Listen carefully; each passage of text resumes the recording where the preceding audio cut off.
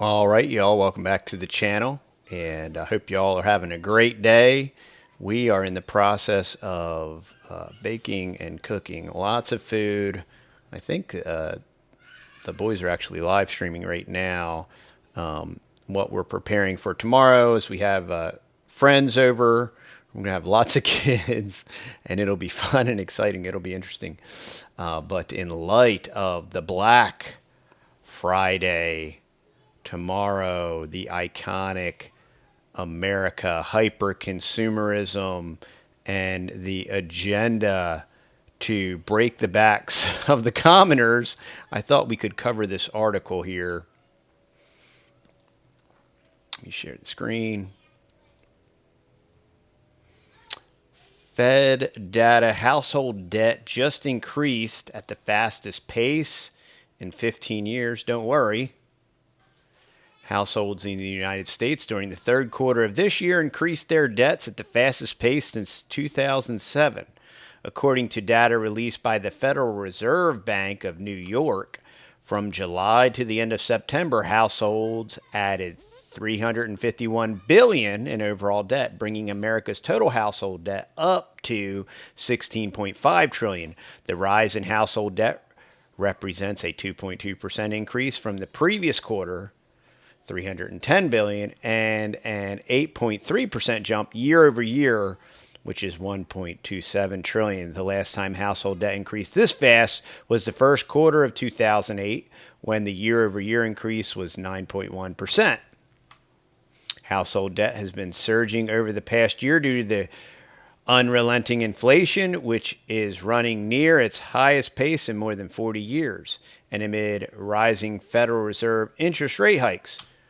Mortgages are our biggest liability on household balance sheets. Most of the latest increase in household debt came from mortgages, which are by far the biggest liability on household balance sheets. Mortgage debts posted a quarterly increase of 282 billion and an annual increase of 997 billion. As for the third quarter, all mortgage debt made up 11.7 trillion of all household debt.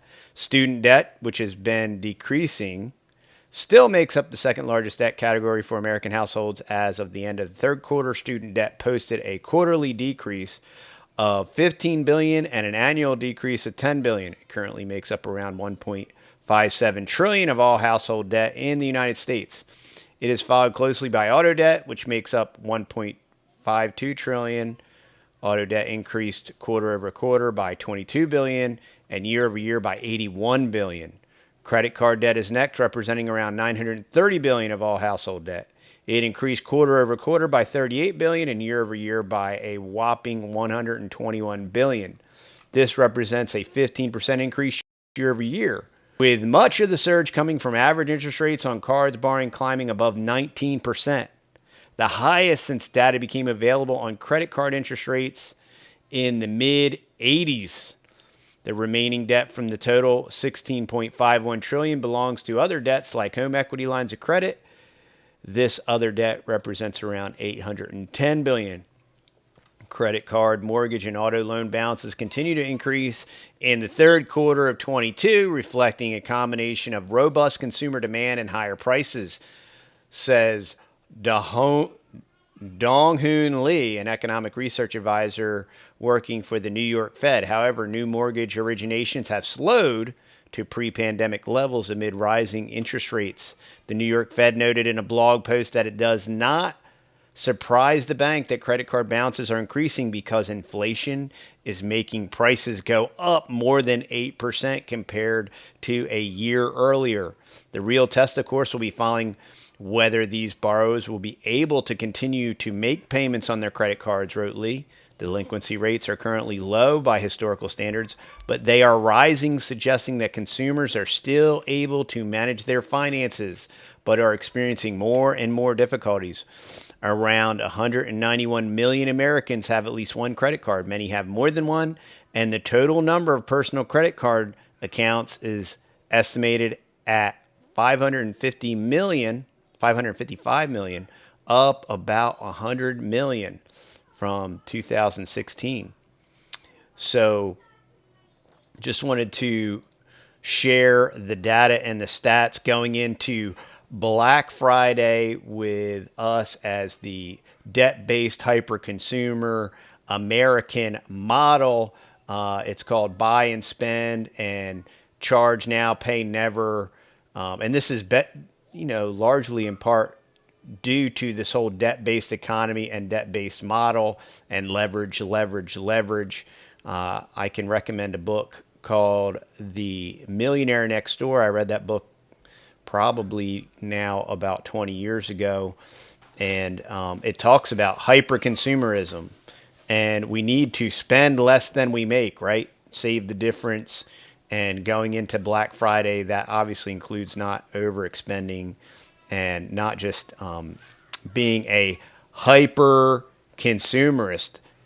So many of Americans just want to overspend, and that's what's leading us into this gigantic debt bubble as inflation and all the money shenanigans goes on with the Fed and the Fed rate, and then all this extra pressure from these crashing crypto markets.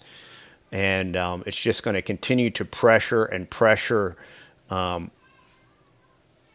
drive up all these different factors to, lead us into central bank digital currency. But hey, if you're planning on going out and buying a bunch of junk tomorrow, a bunch of disposable stuff from China, just don't do it.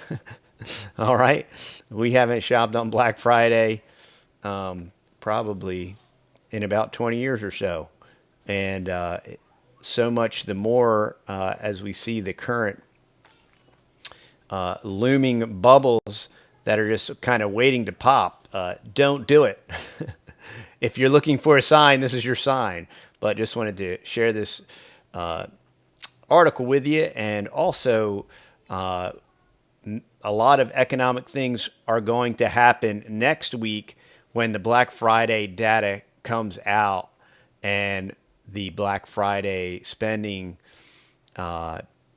and the lack of spending that I foresee happening tomorrow is going to forecast more economic woes for not just America, but globally.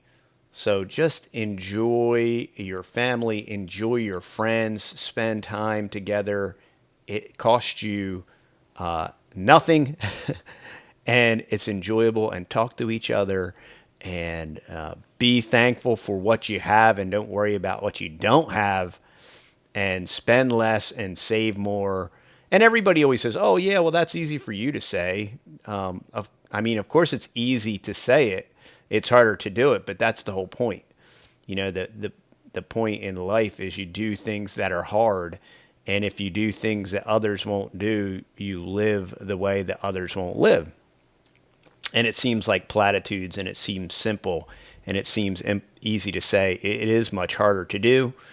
And we have been completely debt-free now, probably for about 4 or 5 years. I think we made a video the day we went debt-free when we shed our last bit of student debt.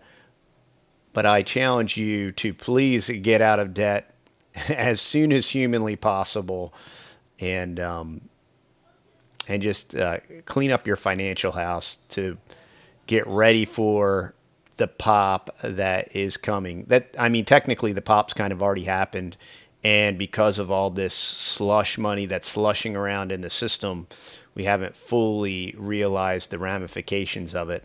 But it's coming, and I hope y'all are preparing for it and getting ready for it. But there's no reason to not be thankful and enjoy your family and friends this weekend. And I hope y'all have a great day, and we'll see y'all on the next video.